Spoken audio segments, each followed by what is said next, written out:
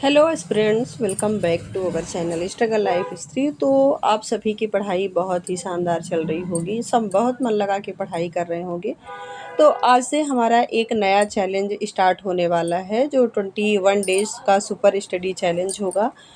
तो वो चीज़ हम स्टार्ट करने वाले हैं। तो देखिए, बहुत सारे ऐसे एस्पिरेंट्स हैं जो ये सोचते हैं कि हम फर्स्ट ग्रेड की तैयारी करें, सेकंड ग्रेड की तैयारी करें, तो किस प्रकार से करें और अपना सिलेबस कैसे कंप्लीट करें, कैसे अपनी तैयारी को कंटिन्यू रखें, या हम किस प्रकार से अपने फ़र्स्ट पेपर की तैयारी करें। जो हमारा फ़र्स्ट पेपर होने वाला है उसकी हम कैसे उसका सिलेबस कंप्लीट करें, कैसे हम उसकी तैयारी करें। तो आज हम उसी के बारे में बात करेंगे। तो देखिए, बहुत से ऐसे एस्पिरेंट्स हैं जिनकी तैयारी अभी फ़िलहाल स्टार्ट हो रही है, उन्होंने तैयारी करना स्टार्ट किया है। और बहुत सारे ऐसे एस्पिरेंट्स हैं जो कुछ दिनों से तैयारी कर रहे हैं, लेकिन फिर भी उन्हें समझ में नहीं आ रहा है कि हम फर्स्ट पेपर की तैयारी कैसे करें। तो सबसे पहले हम बात करेंगे कि हमारे फर्स्ट पेपर में कितने सब्जेक्ट रहने वाली है। तो देखिए, जो भी एमपी टेट का पेपर होगा उसमें ऑलमोस्ट 6 सब्जेक्ट रहती हैं। आपको 6 सब्जेक्ट लेके चलना है। एक आपकी मेन सब्जेक्ट हो गई, वो चाहे आर्ट हो या मैथ हो, साइंस हो, कॉमर्स हो, जो भी आपका पर्टिकुलर सब्जेक्ट होगा वो एक सब्जेक्ट होगा। उसके बाद आपकी हिंदी होगी और इंग्लिश होगी, मैथ होगी, पेडागॉजी होगी और साथ में आपको करंट अफेयर देखने को मिलेगा। तो इस प्रकार से आपकी 6 सब्जेक्ट हो जाती हैं। तो आपको क्या करना है कि अब 6 सब्जेक्ट में बराबर फोकस करना है। देखिए, कभी-कभी क्या होता है कि बहुत सारे ऐसे एस्पिरेंट्स हो जाते हैं कि वो हिंदी में बिल्कुल ध्यान नहीं देते। उन्हें ये लगता है कि हम हिंदी नहीं पढ़ेंगे, हमारा पेपर अच्छा जाएगा क्योंकि हमें ऑलरेडी हिंदी आती है, ठीक है। लेकिन जब वो एग्ज़ाम हॉल में बैठते हैं और जब अचानक से 10-15 क्वेश्चन हिंदी के आ जाते हैं, 10 क्वेश्चन, तो उसमें से अगर उनको 3 ही क्वेश्चन बन रहे हैं या 4 ही क्वेश्चन बन रहे हैं तो उनको बहुत ज़्यादा दिक्कतें आती हैं, ठीक है। तो देखिए, भले हमारे 15 क्वेश्चन 10 क्वेश्चन आ रहे हैं, लेकिन हमारे 10 क्वेश्चन ही हमें सही करना है। तो आपको ये नहीं करना है कि हम हिंदी नहीं पढ़ेंगे, हिंदी सब जनरल रहती है, जनरल इंग्लिश आती है और जनरल मैथ आती है तो हम इसमें टाइम नहीं देंगे, हमारा पेपर अच्छा जाएगा अगर अपनी हम पर्टिकुलर सब्जेक्ट पढ़ लेंगे। तो देखिए, इन्हीं छोटे-छोटे नंबरों से आपका नंबर जो है वो बढ़ेगा, क्योंकि अगर 10-10 नंबर भी आएँगे या 5-5 भी नंबर आएँगे, तो अगर 5 नंबर आपको मैथ में मिलता है, 5 नंबर इंग्लिश में मिलता है, 5 हिंदी में, 5 पेडागॉजी में और 5 आपको करंट में मिलता है, तो टोटल ये 25 हो जाएँगे, ठीक है। उसके बाद आपने आपकी जो भी सब्जेक्ट है, अगर उसमें भी आप 100 मतलब 120 का रहेगा, तो अगर आप 90 प्लस भी करते हैं तो आप क्वालिफ़ाई हो जाएँगे, उस कैटेगरी में आ जाएँगे। तो आपको ऐसा बिल्कुल नहीं करना है कि हम अपने पर्टिकुलर सब्जेक्ट को ध्यान देंगे, बाकी जो सब्जेक्ट्स हैं उनको नहीं ध्यान देना है, नहीं पढ़ाई करना है।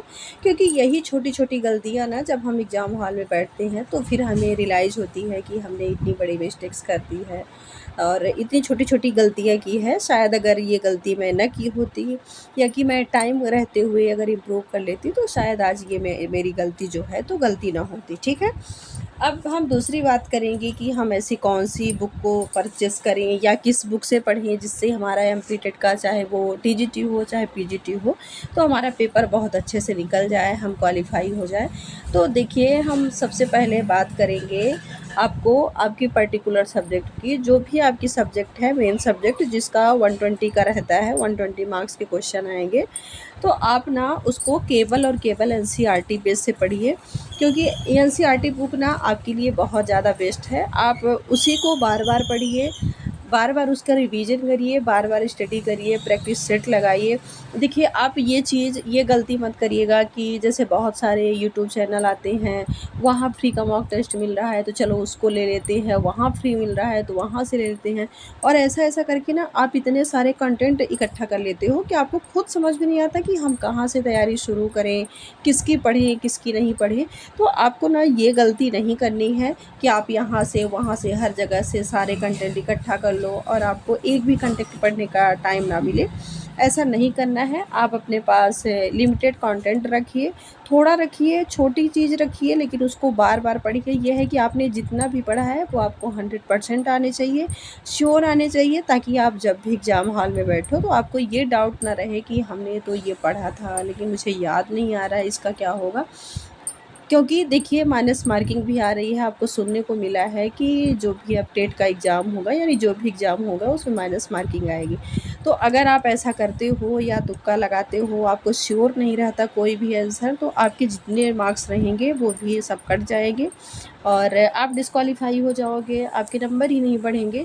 तो आपको ये गलती नहीं करना है। आप कोशिश ये करो कि हम जितना पढ़ रहे हैं, लिमिटेड पढ़ रहे हैं, लेकिन उसको बिल्कुल 100% हमें ज्ञान हो उसके बारे में, हम 100% जाने कि हाँ, अगर 4 ऑप्शन आ रहा है तो ये वाला ऑप्शन एकदम से करेक्ट होगा। ठीक है?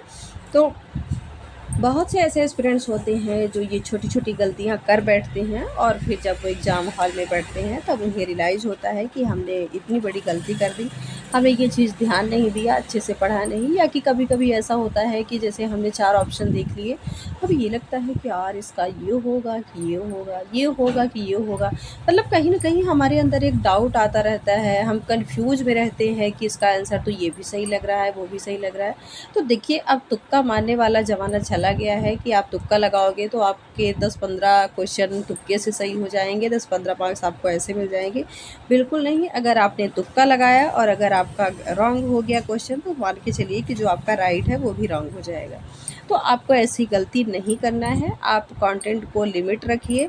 जैसे अगर आप यूट्यूब से पढ़ रही हैं, आपने अपनी एनसीईआरटी बुक को पढ़ लिया या जो भी थ्योरी आप पढ़ रही हैं, आपने एक बार एनसीईआरटी बुक से पढ़ा, उसके बाद यूट्यूब पे सर्च करिए उसी चैप्टर को, उसी टॉपिक को, यूट्यूब से थोड़ा-सा स्टडी करिए, मतलब उसको, और अपना शॉर्ट्स नोट बनाइए। देखिए मैं हर वीडियो में कहती हूँ कि प्रॉपर आपके हैंड की नोट होनी चाहिए, क्योंकि जो हैंड रिटेन नोट सेल्फ की होती है ना, वो हमें हमारे लिए बहुत यूज़फुल होती है।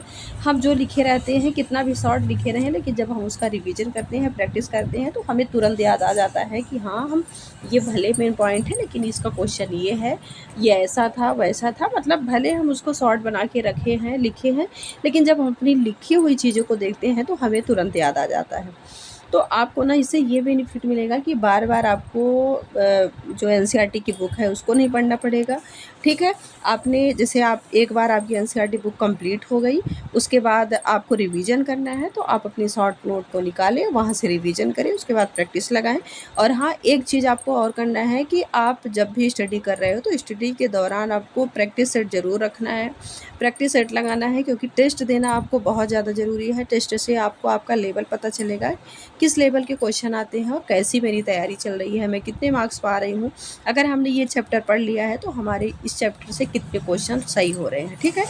तो इससे ये करने से ना आपको बहुत ज़्यादा बेनिफिट मिलने वाला है, कहीं न कहीं आपको प्रॉफ़िट ही होगा, लॉस नहीं होगा।